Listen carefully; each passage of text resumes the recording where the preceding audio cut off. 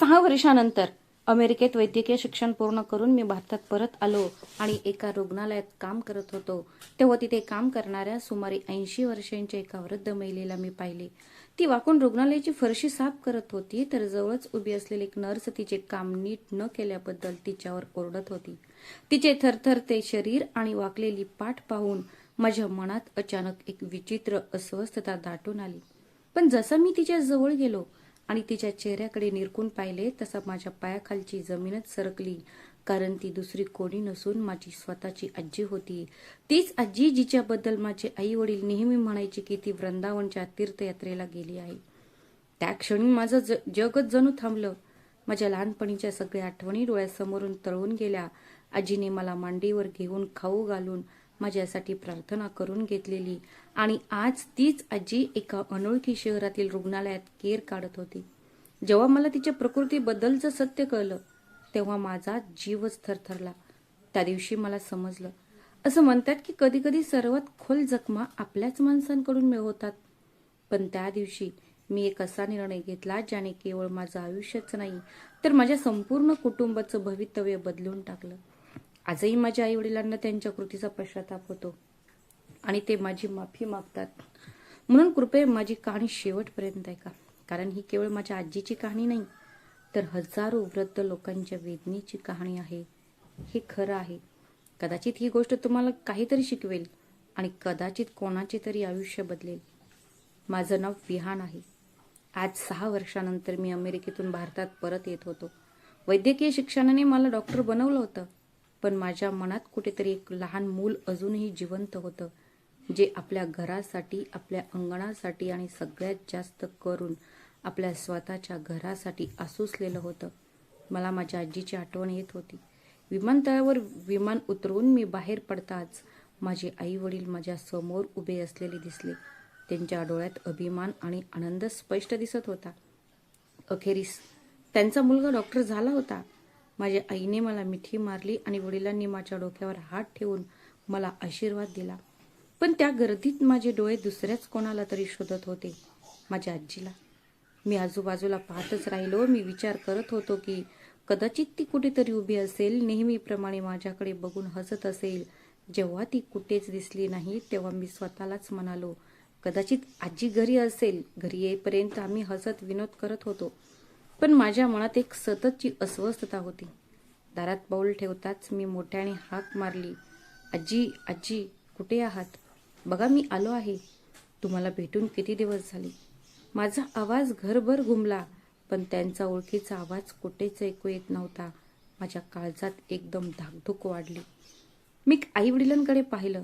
बाबा अनिलजी थोडे अस्वस्थ झाले.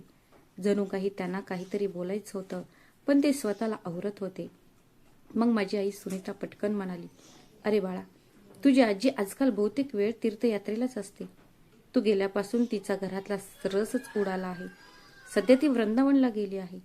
ती तिथे साधारण महिनाभर राहील आणि त्यानंतरच परत येईल. ही ऐकून माझ्या काळजाला पीळ पडला. मी हळूच म्हणालो, 1 महिना? तोपर्यंत मी परत जाईन. आजी मला भेटायला सुद्धा येणार नाही का? आईने लगेच समजावून सांगितले, बाळा, आता तिचं मन देवावर जास्त केंद्रित झालं आहे. तिने आयुष्यभर खूप मेहनत केली आहे. आता तिने स्वतःसाठी जगायची वेळ आली आहे. आपण तिला पूर्ण स्वातंत्र्य देऊया. तिने 4 धाम आधीच पार केले आहे आणि सध्या ती वृंदावनमध्ये आहे. तुम्हाला माहीत आहेच की तिथे गेल्यावर कोणालाही परत यायचे नसते. त्यामुळे आपण तिच्या भक्तीमध्ये हस्तक्षेप करायला नको. मी निशब्द झालो, पण माझ्या मनात एक विचित्र अस्वस्थता वाढत होती. मला हे समजत नव्हते की इतक्या वर्षांनी मी परत आलो असूनही माझे आयुष्य का उद्ध्वस्त झाले होते. आजी मला भेटायला सुद्धा येऊ शकली नाही. मी लगेच तिच्या फोनवर कॉल करायचा प्रयत्न केला, पण तो बंद होता. तोच फोन जो गेल्या 3 महिन्यांपासून बंद होता. जेव्हा जेव्हा मी माझ्या आई वडिलांना तिच्याशी बोलू देण्याची विनंती करायचो, तेव्हा ते म्हणायचे, ती कुठेतरी गेली आहे तीर्थयात्रेला. पण आज घरी येऊनही जेव्हा मला तिला पाहता आले नाही, तेव्हा माझी चिंता आणखीनच वाढली. ताजेतवाने झाल्यावर मी माझ्या खोलीत गेलो, पण तिथल्या प्रत्येक गोष्टीमुळे मला माझ्या बालपणाची आठवण येत होती. खरं सांगायचं तर लहानपणापासून माझी आजीच माझं सर्वस्व होती. माझे आई वडील दोघेही नोकरी करायचे. माझी आई सरकारी शाळेत शिक्षिका होती आणि माझे वडील सरकारी अभियंता होते. ते आपला बहुतेक वेळ घरापासून दूरच घालवायचे. त्यामुळे माझं संगोपन, माझं बालपण, माझी प्रत्येक लहान मोठी गरज, प्रत्येक गोष्टीची काळजी माझ्या आजीनेच घेतली होती. तीच माझी काळजी घ्यायची. सकाळी मला उठवणे, अंघोळ घालणे, तेलाने माझ्या डोक्याला मालिश करणे, स्वतःच्या हाताने मला खाऊ घालणे, संध्याकाळी बागेत घेऊन जाणे, माझ्यासोबत खेळणे, गृहपाठात मदत करणे, ती सगळं काही करायची. जसजसा मी मोठा होत गेलो तसतसे तिचे प्रेम वाढत गेले. पण सुमारे 7 वर्षांपूर्वी आमच्या घरावर एक मोठे संकट कोसळले. माझे आजोबा वारले. त्याच क्षणी मी वैद्यकीय प्रवेश परीक्षा दिली आणि काही दिवसातच अमेरिकेतील एका नामांकित विद्यापीठात माझी निवड झाली. पण माझ्या आजोबांना ही आनंदाची बातमी ऐकून खूप दुःख झाले. आजोबांच्या निधनाने आजीला खूप मोठा धक्का बसला. तिच्या चेहऱ्यावरची हसू जणू नाहीसे झाली. मी शक्य तितका वेळ तिच्यासोबत बसून, तिच्याशी बोलून, तिला हसवण्याचा प्रयत्न करत घालवला, कारण मला माहीत होते की ती माझ्यामुळे खूप प्रभावित होईल.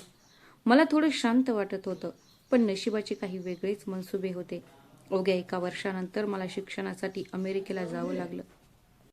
आणि खरं सांगायचं तर मलाही नव्हतं आणि माझ्या भविष्यासाठी मला जावंच लागणार होतं.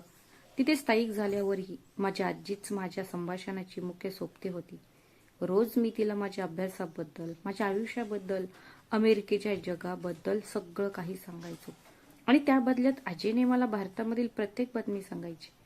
पण गेल्या 3 महिन्यांपासून मला तिच्याशी बोलता आले नव्हते आणि हीच गोष्ट मला सर्वात जास्त सतावत होती. मला तिला कसेही करून भेटायचे होते, पण माझ्या आईवडिलांचे शब्द आठवून तिच्या निष्ठेला धक्का लागेल या भीतीने मी स्वतःला थांबवले. मी माझ्या भावना दाबून टाकल्या आणि पुन्हा कामाला लागलो, कारण पुढचे 15 दिवस मला रुग्णालयांमध्ये रुग्णांवर उपचार करण्यासाठी भारतातील विविध शहरांमध्ये प्रवास करायचा होता.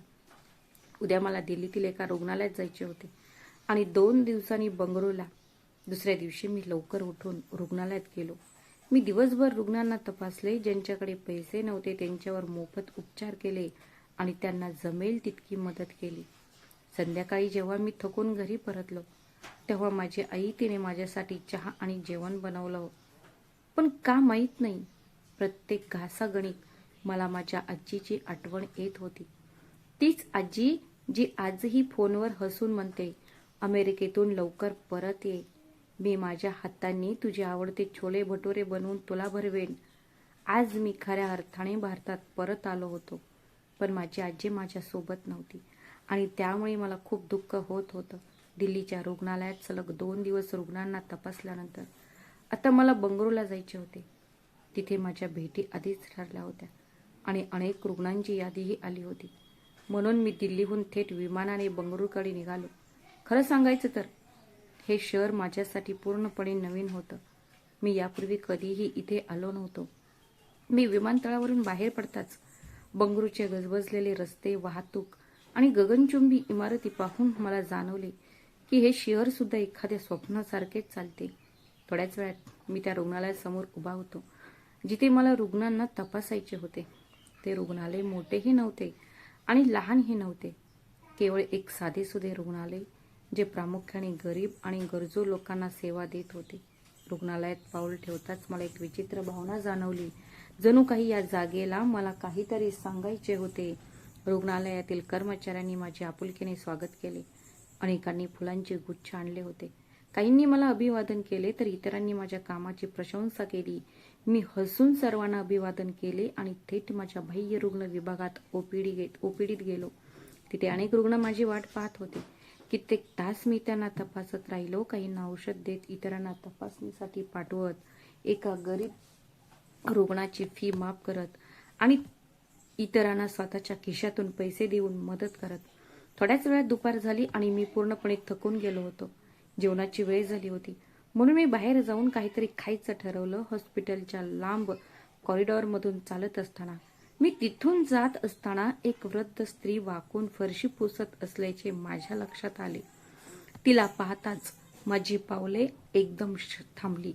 तिचे हात थरथरत होते, तिची पाठ वाकलेली होती आणि तिच्या चेहऱ्यावर वार्धक्याचा थकवा स्पष्ट दिसत होता. माझ्या मनात एकच विचार आला, तिचे कुटुंबीय कसे असतील जे तिला या वयात इतके जड काम करायला लावत आहेत. मला तिची कीव आली, पण पुढच्या क्षणभर मला वाटले की तिच्यावर काहीतरी दबाव असणार, कारण तिच्या वयाची कोणतीही व्यक्ती दबावाशिवाय असे काम करणार नाही. अचानक फरशी पुसण्याची बादली तिच्या हातातून निसटली आणि सर्व पाणी फरशीवर सांडले. त्याच वेळी एक वॉर्ड बॉय तिथे आला आणि रागाने तिच्यावर ओरडला, जे तुला जमत नाही ते तू का करतेस? तू ही नोकरी का सोडत नाहीस? इथे पगार जबरदस्तीने दिला जातो. तुम्ही हे घ्यायला इथे बसला आहात का? निघून जा. तुमचं आता काम करण्याचं वय राहिलं नाही. घरी जाऊन बसा आणि निरोप घ्या. असे लोक कुठून येतात कोण जाणे. तुम्ही साफ करण्यापेक्षा जास्त घाण पसरवली आहे. तेवढ्यात तिथे एक नर्स सुद्धा आली आणि ती सुद्धा त्यांना ओरडू लागली. हो, हा तिचा रोजचा खेळ आहे. काल केर काढताना ती मध्येच बसून आराम करू लागली. जणू काही तिला विश्रांतीची गरज होती. तुम्हाला फक्त काम केल्याबद्दलच पैसे मिळतात. आम्ही सकाळपासून संध्याकाळपर्यंत काम करतो आणि त्यानंतरच आम्हाला पगार मिळतो आणि ही राणी मात्र नुसतीच आराम करते. आज मी संचालकांना फोन करून तिला कामावरून काढून टाकायला सांगेन. ती वृद्ध स्त्री हात जोडून विनवणी करत होती. मुली, कृपया असं करू नका. मला या नोकरीची खूप गरज आहे. माझ्याकडून चुकून पाणी सांडलं. माझे हात थरथरत होते. मी ते लगेच साफ करते. पण ते थांबले नाहीत. सतत तिचा अपमान करत राहिले. हे सगळं पाहून माझ्या आतल्या माणसाला वेदना झाल्या. मी त्यांच्या दिशेने धावलो. त्याच वेळी ती वृद्ध स्त्री मागे वळली आणि फरशी पुसण्याचे कापड उचलण्यासाठी खाली वाकली आणि तिचा चेहरा पाहताच माझी पावले थिजून गेली. जणू काही माझ्या शरीरातील रक्त गोठले होते. माझा श्वास थांबला होता आणि माझे डोळे विस्फारलेलेच राहिले. जणू काही माझ्यावर अचानक वीज कोसळली. ती वृद्ध स्त्री दुसरी कोणी नसून माझी स्वतःची आजी होती. ज्या आजीने मला लहानपणापासून वाढवलं होतं. तिला त्या अवस्थेत पाहून माझ्या काळजाला पाणी सुटलं. एका क्षणासाठी माझं डोकं सुन्न झालं. मला विचारच करता येत नव्हता. तेवढ्यात नर्सने माझ्या आजीचा हात पकडला. तो हलवला आणि रागाने म्हणाली, हा तुमचा रोजचाच ड्रामा आहे. आज मी तुमच्याबद्दल तक्रार करणार. हे ऐकून माझा राग अनावर झाला. मी मोठ्याने ओरडलो, थांबा. माझा आवाज संपूर्ण कॉरिडॉरमध्ये घुमला. सगळे एकदम शांत झाले आणि माझ्याकडे पाहू लागले. मी पटकन त्यांच्याकडे गेलो आणि रागाने म्हणालो, हा कसला उद्धटपणा आहे? तुम्हाला कुणाच्या वयाचीही पर्वा नाही का? तुम्ही शिष्टाचार विसरलात का? माझा तो गडगडाटी आवाज ऐकून नर्स आणि वॉर्ड बॉय घाबरले आणि मान खाली घालून गप्प उभे राहिले. मी आणखीनच रागाने म्हणालो, तुम्ही पाहिलं नाही का? ही वृद्ध स्त्री या वयात ही काम का करत आहे? तुम्हाला काय वाटतं? तिला हे सगळं करायला आवडतं का? इथे काम करण्यामागे नक्कीच काहीतरी कारण असणार. नर्स हळू आवाजात म्हणाली, साहेब तुम्हाला माहित नाही. ती इथे 3 महिन्यांपासून काम करत आहे आणि रोज तिच्याकडून काही ना काही चूक होते. काम नीट होत नाही आणि ती सारखी पडत राहते. शेवटी तिला कामासाठी पगार मिळतो. हे ऐकून माझा राग आणखीनच भडकला. मी मोठ्याने म्हणालो, शांत व्हा. एक शब्दही बोलू नका. ज्या वृद्ध महिलेला तुम्ही शिवीगाळ करत आहात ती माझी आजी आहे. हे ऐकून तिथे असलेले सर्वजण स्तब्ध झाले. नर्स आणि वॉर्डबॉयचे चेहरे फिके पडले. जवळ उभे असलेले लोकही आश्चर्याने आमच्याकडे पाहत राहिले. कोणालाच काही कळले नाही. एवढ्या मोठ्या डॉक्टरची आजी या हॉस्पिटलमध्ये झाडवाली म्हणून कशी काम करत असेल याचं मला आश्चर्य वाटत होतं. माझी आजी सुद्धा आश्चर्याने माझ्याकडे पाहत होती. 6 वर्षात माझा चेहरा खूप बदलला होता. त्यामुळे कदाचित ती मला ओळखण्याचा प्रयत्न करत असावी. काहीही न बोलता मी तिला आधार दिला आणि माझ्या केबिनमध्ये घेऊन आलो. तिची अवस्था पाहून माझं हृदय तुटलं. माझ्या डोळ्यातून अश्रू वाहत होते. तिने एक जुनी फाटलेली आणि ठिकठिकाणी छिद्र असलेली साडी नेसली होती. तिचा सुरकतलेला चेहरा अश्रूंनी ओथंबला होता. तिचे हातपाय थरथरत होते. हे स्पष्ट दिसत होतं की गेल्या काही काळापासून तिचं आयुष्य फारसं चांगलं चाललं नव्हतं. एका नामांकित डॉक्टरची आजी एका सरकारी शिक्षकाची सासू अशा अवस्थेत कशी असू शकते याची मी कल्पनाही करू शकत नव्हतो. माझं डोकं गरगरत होतं. मी आधी तिला पाणी दिलं, मग खायला काहीतरी मागवलं. जणू काही कित्येक दिवसांपासून तिने नीट खाल्लंच नव्हतं. अशा थाटात तिने जेवणावर झडप घातली. हे पाहून माझं मन आणखीनच तुटलं. मी तिला हळूच एका खुर्चीत बसवलं. मग केबिनच्या बाजूला असलेल्या स्ट्रेचरवर झोपून तिला आराम करू दिला. काही तासांनंतर जेव्हा तिला थोडं बरं वाटू लागलं तेव्हा मी तिच्याकडे गेलो. मी माझा चष्मा काढला आणि मी तिला माझा रुमाल दिला. माझा ॲप्रनसुद्धा काढला, कारण त्या क्षणी मला तिच्यासमोर एक डॉक्टर म्हणून नव्हे तर तिचा नातू म्हणून उभं राहायचं होतं. मी हळूच तिच्या जवळ गेलो, तिचा थरथरता हात माझ्या हातात घेतला आणि गदगदलेल्या आवाजात म्हणालो, आजी. तिने माझ्याकडे रोखून पाहताच तिच्या डोळ्यात ओळखीची चमक आली. पुढच्याच क्षणी ती ढसाढसा रडू लागली. तिच्या तोंडातून फक्त एकच शब्द बाहेर पडला, विहान माझ्या बाळा, तू आलास. रडत रडत आणि मला मिठी मारत ती उद्गारली. मी स्वतःला आवरू शकलो नाही. मी तिला घट्ट मिठी मारली. ती बराच वेळ रडली आणि माझे अश्रू काही थांबत नव्हते. त्या क्षणी माझ्या आत जणू वादळच उसळले आहे असे मला वाटले.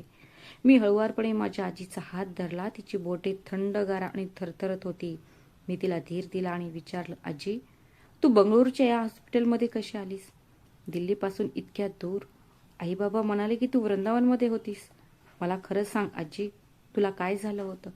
माझे शब्द ऐकून आजीच्या खाली झुकलेल्या डोळ्यांची उतरण आणखीनच गडद झाली. तिचा आवाज आधीच क्षीण होता, पण त्या क्षणी त्यात इतकी वेदना होती की कोणाचंही हृदय पिळवटून जाईल. ती हळूच म्हणाली, बाळा, विहान, मी तुला काय सांगू? तू परदेशात गेल्यापासून माझं आयुष्य एका अंधाऱ्या विहिरीत कोसळलं आहे. तुझ्या आजोबांना जाऊन 7 वर्षे झाली आहेत आणि त्यांच्या जाण्यानंतर तूच माझा एकमेव आधार होतास. पण तू परदेशात गेल्यावर मी घरी पूर्णपणे एकटी पडले. तुझी आई तिच्या शाळेत आणि तुझे वडील त्यांच्या ऑफिसच्या कामात इतके व्यस्त होते की त्यांना माझ्याकडे बघायलाही वेळ नव्हता. सुरुवातीला तुझ्याशी फोनवर बोलल्यावर मला थोडं बरं वाटलं, पण जसा वेळ गेला तसं तुझ्या आईवडिलांचं माझ्याशी वागणं अधिकच कटू होत गेलं. गेल्या वर्षी जेव्हा तुझी आई निवृत्त झाली आणि तुझे वडील बहुतेक वेळ घरीच राहू लागले, तेव्हा परिस्थिती आणखीच बिघडली. मीच नेहमी घरी असायचे आणि प्रत्येक लहान सहान गोष्टीसाठी मलाच दोष दिला जायचा. माझं बोलणं मध्येच थांबवलं जायचं. मी माझ्या मनाप्रमाणे काही केलं की तुझी आई रागवायची आणि म्हणायची, घरात आधीच खूप खर्च आहे आणि त्यात भर म्हणजे विहान परदेशात शिकतोय आणि तूच तर घरकाम कमी करण्याऐवजी त्यात भर घालतेस. माझ्या वाढत्या वयामुळे मला डॉक्टर आणि औषधांची गरज होती. पण मी डॉक्टरकडे जाण्याचा साधा उल्लेख जरी केला तरी मला इतक्या गोष्टी ऐकाव्या लागायच्या की मी अनेकदा गप्प बसून राहायचे. मी वेदना सहन केल्या. हळूहळू मी माझ्याच घरात एक ओझे बनले. त्यांनी मोलकरीणीलाही कामावरून काढून टाकले आणि माझ्याकडूनच घरातील सर्व कामे करवून घेतली गेली.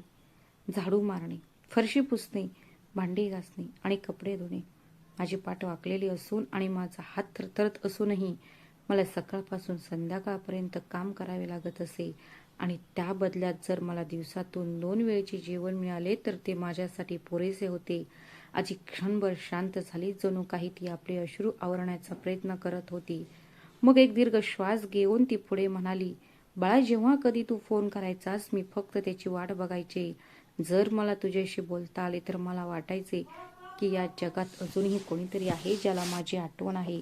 पण काही महिन्यांपूर्वी माझा फोन खराब झाला. मी तुझ्या आईवडिलांना अनेकदा सांगितले होते की मला फोन करायचा आहे. मला एक साधा फोन द्या म्हणजे मी माझ्या नातवाशी बोलू शकेन. पण ते टाळाटाळ करत राहिले. हळूहळू तुमच्याशी माझं बोलणं थांबलं आणि मी पूर्णपणे एकटी पडले. मी फक्त देवाला प्रार्थना करत होते की त्याने मला इथून दूर न्यावं. पण 2 महिन्यांपूर्वी अचानक तुझे वडील माझ्याकडे आले आणि म्हणाले, आई, आपण तुझी पूर्ण अंग तपासणी करून घेऊया. बंगळुरूमधील एक वरिष्ठ डॉक्टर हॉस्पिटलमध्ये तपासणी मोफत आहे. तुम्हाला फक्त प्रवासाचा खर्च लागेल. हे ऐकून माझ्या मुलाच्या मनात करुणा जागृत झाली. कदाचित माझ्या अवस्थेमुळे त्याला वाईट वाटले असावे. मी आनंदाने त्याच्यासोबत ट्रेनमध्ये बसले आणि बंगळुरूला परत आले. या मोठ्या हॉस्पिटलमध्ये पोहोचल्यावर त्याने मला कॉरिडॉरमधील एका बाकावर बसवले आणि म्हणाला, आई, तुम्ही इथे बसा, मी डॉक्टरांशी बोलतो. मी अपॉइंटमेंट घेतो. थोड्या वेळाने तो परत आला आणि म्हणाला, आई, सध्या इथे खूप पेशंट आहेत, तू इथेच बस, मी तुझ्यासाठी काहीतरी खायला आणतो. मी त्याची वाट पाहत तिथेच बसून राहिले. डॉक्टर हळूहळू सगळ्या पेशंट्सना तपासत होते. एक एक करून त्यांची नावं पुकारत होते, पण माझं नाव आलं नाही. मला वाटलं की कदाचित ते माझं नाव लिहून घ्यायला विसरले असतील. पहिले 2 तास गेले, मग 4 तास. सकाळ झाली आणि संध्याकाळही झाली. पण माझा मुलगा परत आला नव्हता. मला भीती वाटू लागली. त्याच्यासोबत काहीतरी वाईट घडले होते का? मी घाबरून बाहेर धावत सुटले आणि त्याला सगळीकडे शोधू लागले. मग मी एका सुरक्षा रक्षकाला विचारले की माझ्यासोबत आलेल्या माणसाला त्याने पाहिले आहे का? त्याने सहजपणे उत्तर दिले, रोज हजारो लोक इथे येतात, कोण कोणाला मागे सोडून जातं हे आम्ही कसं लक्षात ठेवणार? अनेकदा लोक आपल्या वृद्ध आईवडिलांना इथे सोडून निघून जातात. हे ऐकून माझ्या पायाखालची जमीनच सरकल्यासारखं वाटलं. त्याच क्षणी मला समजलं की माझ्याच मुलाने मला या अनोळखी शहरात या हॉस्पिटलच्या बाकावर कायमचं सोडून दिलं होतं, जेणेकरून तो आणि त्याची पत्नी कोणत्याही ओझ्याशिवाय आरामात जगू शकतील. त्याच्यासाठी मी केवळ एक काहीच नाही तर एक ओझं बनले होते. आजीचे शब्द ऐकून माझा जीवच खचला. माझं अंग थरथरत होतं. जणू कोणीतरी माझी छाती जळत्या लावाने भरली होती. ज्यांना मी आदर्श मानत होतो ते माझे स्वतःचे आईवडील माझ्या आजीशी इतक्या अमानुषपणे वागू शकतात यावर माझा विश्वासच बसत नव्हता. माझ्या मनात फक्त एकच प्रश्न घोळत होता, म्हातारं होणं हा इतका गंभीर गुन्हा आहे का, की त्यासाठी माणसाला त्याच्याच घरात शिक्षा दिली जावी? वृद्धांना असे का सोडून द्यावे? मी अशा कथा अनेकदा वर्तमानपत्रात वाचल्या होत्या, टीव्हीवर पाहिल्या होत्या आणि लोकांकडून ऐकल्या होत्या, पण माझ्या स्वतःच्या घरात असे काही घडू शकते याची मी कधी कल्पनाही केली नव्हती. माझ्या आतला राग ज्वालामुखीप्रमाणे हळूहळू उफाळून आला. माझे हातपाय थरथरत होते. मी मुठी इतक्या घट्ट आवल्या होत्या की माझी नखे तळहातांमध्ये रुतत होती. मी पूर्णपणे भांबावून गेलो होतो. स्वतःला आवरू न शकल्याने त्याने समोरच्या टेबलावर हात आपटला आणि म्हणाला, अजय, तुझ्यासोबत खूप वाईट घडलं आहे. तुझ्यावर मोठा अन्याय झाला आहे. तू तुझं संपूर्ण आयुष्य फक्त तुझ्या आईवडिलांसाठीच जगशील. जेव्हा ते दोघे कामावर जायचे तेव्हा तूच माझी काळजी घ्यायचीस, मला प्रेम द्यायचीस, गोष्टी सांगायचीस आणि माझ्या प्रत्येक गरजेची पूर्तता करायचीस. तुझ्यामुळेच ते दोघेही मनशांतीने आपल्या आयुष्यात पुढे जाऊ शकले. तुम्ही तुमची स्वप्ने पूर्ण करण्यासाठी पुढे गेलात. तुम्ही तुमचं संपूर्ण तारुण्य आणि सर्व सुख या कुटुंबासाठी पणाला लावलत आणि त्या बदल्यात तुम्हाला काय मिळालं? जेव्हा तुम्हाला तुमच्या कुटुंबाच्या आधाराची सर्वात जास्त गरज होती, जेव्हा तुम्हाला तुमच्या मुलाच्या आणि सुनेच्या प्रेमाची सर्वात जास्त गरज होती, तेव्हा त्यांनी तुम्हाला या अनोळखी शहरातील एका अनोळखी रुग्णालयात एकटं सोडून दिलं. माझ्या आवाजात इतक्या वेदना आणि राग होता की जर माझे आईवडील तिथे असते तर मी स्वतःला आवरू शकलो असतो असे मला वाटले. माझे शब्द ऐकून आजीचे हृदय अधिकच तुटले. तिने थरथरत्या हाताने माझा हात धरला आणि मला शांत करण्याचा प्रयत्न करत म्हणाली, बाळा, कदाचित हे माझ्या नशिबातच लिहिले होते. म्हातारपणी प्रत्येकालाच प्रेम आणि आदर मिळत नाही. जेव्हा त्याने मला इथे सोडले तेव्हा माझ्याकडे काहीच नव्हते. पैसे नाहीत, आधार नाही, ओळख नाही, काय करावे किंवा कसे जगावे हे मला कळत नव्हते. त्या रात्री मी हॉस्पिटल बाहेर त्याच बाकावर बसले होते. रात्रभर थंड वारा वाहत होता. लोकांची ये जा सुरू होती, पण माझा मुलगा कधीच परत आला नाही. सकाळ झाली तशी हॉस्पिटलचा मालक आत जात होता. त्याने मला पाहिले. त्याने मला रात्री सुद्धा तिथेच ठेवले होते. त्या रात्री उशिरा घरी निघताना त्याने मला तिथे बसलेले पाहिले. माझे सुजलेले डोळे, थरथरणारे शरीर आणि विस्कटलेली अवस्था पाहून तो माझ्या जवळ आला आणि हळू आवाजात म्हणाला, आजी, तुम्ही इथे काय करत आहात? त्याचे शब्द ऐकून माझ्या मनातील वेदनांचा पूर उसळला. मी हात जोडून म्हणाले, बाळा, मी तुला काय सांगू? माझ्या मुलाने मला इथे सोडून दिले आहे. मी दिल्लीहून आले, पण आता कुठे जायचे हे मला माहीत नाही. मी त्याला सगळी हकीकत सांगितली. माझा मुलगा मला तपासणीच्या नावाखाली इथे कसा घेऊन आला आणि याच बाकावर कायमचं बसून कसा सोडून गेला. त्याच्या डोळ्यात पाणी तरळलं. क्षणभर शांत राहिल्यानंतर तो म्हणाला, आजी, खरं सांगायचं तर इथे अशा घटना नेहमीच घडतात. बरेच लोक आपल्या वृद्ध आईवडिलांना रुग्णालयात सोडून देतात. आमची इच्छा असूनही आम्ही सगळ्यांना मदत करू शकत नाही. त्याने माझ्याकडे पाहिले आणि म्हणाला, पण मी तुझ्यासाठी हे नक्कीच करू शकेन. तुझी इच्छा असेल तर तू या रुग्णालयात तुझ्या क्षमतेनुसार काही छोटी मोठी कामे करू शकतेस. त्या बदल्यात तुला स्वतःचा उदरनिर्वाह करण्यासाठी काही पैसे मिळतील आणि मी तुला रुग्णालयाच्या मागे कर्मचाऱ्यांसाठी असलेल्या छोट्या खोल्यांपैकी एक खोली मिळवून देऊ शकेन. आजी क्षणभर शांत झाली. तिच्या डोळ्यातून अश्रू वाहत होते, पण ती पुढे बोलू लागली, बाळा, त्या अनोळखी शहरातल्या त्या अनोळखी माणसाने माझ्यासाठी जे केलं ते माझ्यासाठी एका आशीर्वादापेक्षा कमी नव्हतं. त्या दिवसापासून मी या हॉस्पिटलमध्ये सफाई कामगार म्हणून काम करायला लागले. मी सकाळी लवकर उठून कॉरिडॉर झाडायचे, फरशी साफ करायचे आणि कचरा उचलायचे. माझं वय, माझी पाठ वाकलेली होती, माझे हात थरथरत होते. त्यामुळे मला अनेकदा माझे काम नीट करता येत नव्हते. कधी कधी एखादा डॉक्टर किंवा कर्मचारी मला रागावताही असे, पण मी ते सहन करायला शिकले होते, कारण आता माझ्याकडे दुसरा पर्याय नव्हता. हॉस्पिटलच्या मागे मला राहायला दिलेली छोटी खोली इतकी लहान होती की पाय पसरून झोपणेही अवघड होते. पण मी त्यालाच प्राधान्य दिले. मी तेच माझं घर मानत होते. तुझ्या आजोबांनी दिलेली छोटी सोनीची फुलं मी विकली आणि दिवसातून किमान 2दा तरी जेवण बनवता यावं म्हणून थोडं अन्न आणि स्वयंपाकघरात लागणाऱ्या वस्तू विकत घेतल्या. मी गेल्या 2 महिन्यांपासून तिथेच राहत होते. दिवसभर साफसफाई करायची आणि रात्री त्याच छोट्या खोलीत झोपायची. कधी कधी मला तुझी खूप आठवण यायची. माझा नातू इथे असता तर किती बरं झालं असतं, असं मला वाटायचं. मी तुला या अवस्थेत कधीच जगू दिले नसते, पण तू अचानक या हॉस्पिटलमध्ये येशील आणि मला या अवस्थेत पाहशील अशी मी कधी कल्पनाही केली नव्हती. आजीकडून हे ऐकून मी शरमेने मान खाली घातली. माझ्या मनात फक्त एकच विचार घुमत होता. एक वृद्ध स्त्री जिचा मुलगा इंजिनियर आहे, सून शिक्षिका आहे आणि नातू डॉक्टर आहे, तिला हॉस्पिटलमध्ये साफसफाईचे काम करावे लागते. एका कुटुंबासाठी यापेक्षा मोठी लाजिरवाणी गोष्ट कोणती असू शकते? मी आजीला विचारले, आजी, तुझ्यासोबत इतकं सगळं वाईट घडत होतं. आई, बाबा तुला इतकं वाईट वागवत होते, तरीही तू मला फोनवर कधीच का नाही सांगितलंस? माझे शब्द ऐकून डोळ्यात पाणी आणून आजी किंचित हसली आणि अगदी हळू आवाजात म्हणाली, मी तुला काय सांगणार होते बाळा? जर मी तुला खरं सांगितलं असतं तर तुझ्या अभ्यासात मला किंचितही व्यत्यय आणायचा नव्हता. म्हणून जेव्हाही तू फोन करायचास तेव्हा मी नेहमी म्हणायचे, मी ठीक आहे, सगळं व्यवस्थित चाललं आहे. त्यामुळे तू मन लावून अभ्यास करत राहा आणि एक दिवस आमचं नाव उज्ज्वल कर.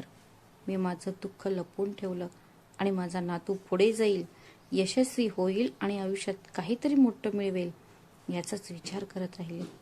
मी कधी कल्पनाही केली नव्हती की माझा स्वतःचा मुलगा एके दिवशी क्रूरतेच्या सर्व मर्यादा ओलांडेल आणि मला या अनोळखी शहरातील, या अनोळखी रुग्णालयात एकटे सोडून जाईल. जणू काही या जगात माझे कोणीच नाही. त्याच क्षणी मी आजीचा हात धरला आणि म्हणालो, आजी, मी तुला वचन देतो की ज्यांनी तुला हे दुःख दिले आहे त्यांना मी तेच दुःख देईन. आजीने लगेचच माझा हात घट्ट धरला आणि म्हणाली, नाही बाळा, असं करू नकोस. माझ्यासोबत जे घडलं ते माझ्या मुलासोबत आणि सोनेसोबत घडावं असं मला कधीच वाटणार नाही. पण त्या क्षणी माझ्या मनातली वेदना आणि राग इतका तीव्र होता की मी स्वतःला आवरू शकलो नाही. त्या दिवशी काम झाल्यावर मी आजीला माझ्यासोबत हॉटेलमध्ये घेऊन आलो. मी तिला पोटभर जेवण दिलं आणि तिच्यासाठी नवीन कपडेही विकत घेतले, कारण ती अशक्त झाली होती. दुसऱ्या दिवशी मी तिला विमानाने दिल्लीला नेले. जसजसे आम्ही घराच्या जवळ पोहोचत होतो तसतशी आजीच्या मनात भीती वाढत असल्याचे मला जाणवत होते. तिच्या डोळ्यात ती भीती स्पष्ट दिसत होती, जणू काही एखादा जखमी पक्षी ज्याला आपण भोगलेल्या दुःखाच्या ठिकाणी परत जायला भीती वाटत असावी. आम्ही घराजवळ पोहोचताच तिने माझा हात पकडला आणि थरथरत्या आवाजात म्हणाली, नाही बाळा, मला तिथे नेऊ नकोस. मी पुन्हा जाणार आहे. मी असंच आयुष्य जगू शकत नाही. ते यापेक्षा चांगलं आहे. तू मला तिथेच सोडून जावं अशी माझी इच्छा आहे. तिथे किमान 2 पाव तरी आदराने मिळतात. तिचे बोलणे ऐकून माझे डोळे विस्फारले. मी भावनाविवश झालो होतो. मी तिचा हात धरला आणि म्हणालो, आजी, अजिबात काळजी करू नका. आता तुमचा नातू परत आला आहे. जर कोणीही तुमच्याशी काहीही चुकीचे करणार नाही असं म्हणून मी आजीला बाहेर बसवलं आणि आत गेलो. मी आत जाताच आई आनंदाने माझ्याकडे आली आणि म्हणाली, अरे बाळा, परत आलास? लवकर ये आणि हात धुवून घे. जेवण तयार आहे. पण मग माझा राग अनावर झाला. मी तिचा हात झटकून विचारलं, आई, आजी कुठे आहे? ती घाबरली. तेवढ्यात बाबा आत आले आणि तो म्हणाला, मी तुला सांगितले होते की तुझी आजी वृंदावनमध्ये आहे. हे ऐकून माझा राग आणखी वाढला. मी मोठ्याने म्हणालो, यावेळी मला सत्य हवे आहे, खोटे नाही. मला खरे सांगा, तुम्ही आजीसोबत काय केले आहे? जेव्हा दोघेही शांत राहिले तेव्हा मी दरवाजाकडे पाहून हाक मारली, आजी आत या. आजी आत येताच आई 2 पावले मागे सरकली आणि वडिलांचा चेहरा फिक्का पडला. मी आजीला आधार देऊन उभा राहिलो. मी म्हणालो, तुम्ही लोक इतक्या खालच्या पातळीला जाऊ शकता याची मी कधी कल्पनाही केली नव्हती. तुम्ही एका 80 वर्षाच्या आईला हॉस्पिटलमध्ये एकटी सोडले आणि ती जिवंत आहे की मेली आहे हे जाणून घेण्याची तसदीही घेतली नाही. माझ्या प्रश्नांची त्याच्याकडे काहीच उत्तरे नव्हती. अखेरीस तो माझ्या पाया पडला आणि त्याने माफी मागितली. पण माझे हृदय दगडासारखे कठोर झाले होते. मी त्याला स्पष्टपणे सांगितले की आता तुम्हाला तिच्यासाठी काही करण्याची गरज नाही. तिचा नातूच तिच्यासाठी पुरेसा आहे. त्याच रात्री मी तिला हॉटेलमध्ये परत घेऊन गेलो. मी तिथे 1 आठवडा राहिलो आणि मग तिला माझ्यासोबत अमेरिकेला घेऊन आलो. आज त्या घटनेला 2 वर्ष पूर्ण झाली आहेत. माझे आईवडील मला नेहमी फोन करतात, पण मला त्यांच्याशी बोलावंसं वाटत नाही. जोपर्यंत त्यांनाही तसंच दुःख होत नाही तोपर्यंत इथेच राहायचं मी ठरवलं आहे. जोपर्यंत ते आजीला स्वीकारत नाही तोपर्यंत मी त्यांच्याशी बोलणार नाही. पण तरीही तिला सोडून देणे इतका नीचपणा मला करायचा नाही. आज आजी 82 वर्षांची आहे आणि अमेरिकेत माझ्यासोबत खूप आनंदी आहे. दररोज ती स्वतःच्या हाताने माझ्यासाठी स्वयंपाक करते आणि मला प्रेमाने खाऊ घालते. तिच्या थरथरणाऱ्या हातांमध्ये आजही तेच प्रेम, तीच चव आहे जी माझ्या लहानपणी होती. मी तिच्या मांडीवर डोकं ठेवून झोपी जायचो आणि जेव्हा जेव्हा मी तिचं हसणं पाहतो तेव्हा मला वाटतं की कदाचित देवाने मला डॉक्टर बनवलं जेणेकरून मी माझ्या आजीच्या हृदयातील जखमा भरून काढू शकेन, ज्या तिला तिच्याच लोकांकडून भोगाव्या लागल्या होत्या. मित्रांनो, आता मला सांगा, मी माझ्या आईवडिलांशी जे वागलो ते योग्य होतं का? जर तुम्ही माझ्या जागी असता तर तुम्ही काय कराल? कृपया तुमचे विचार कमेंट्समध्ये सांगा, कारण तुमच्या प्रत्येक कमेंटमधून आम्हाला खूप काही शिकायला मिळते. जर तुम्हाला हा व्हिडिओ आवडला असेल आणि या कथेने तुमच्या हृदयाला स्पर्श केला असेल तर कृपया व्हिडिओला लाईक करा आणि चॅनलला सबस्क्राईब करायला विसरू नका. तसेच हा व्हिडिओ जास्तीत जास्त लोकांसोबत शेअर करा, जेणेकरून ही कथा आणखी एका मुलामुलीपर्यंत पोहोचू शकेल. ही कथा आणखी एका मुलामुलीपर्यंत पोहोचो आणि कदाचित त्यांना आयुष्यात योग्य निर्णय घेण्यासाठी प्रेरणा मिळो. श्री स्वामी समर्थ. धन्यवाद.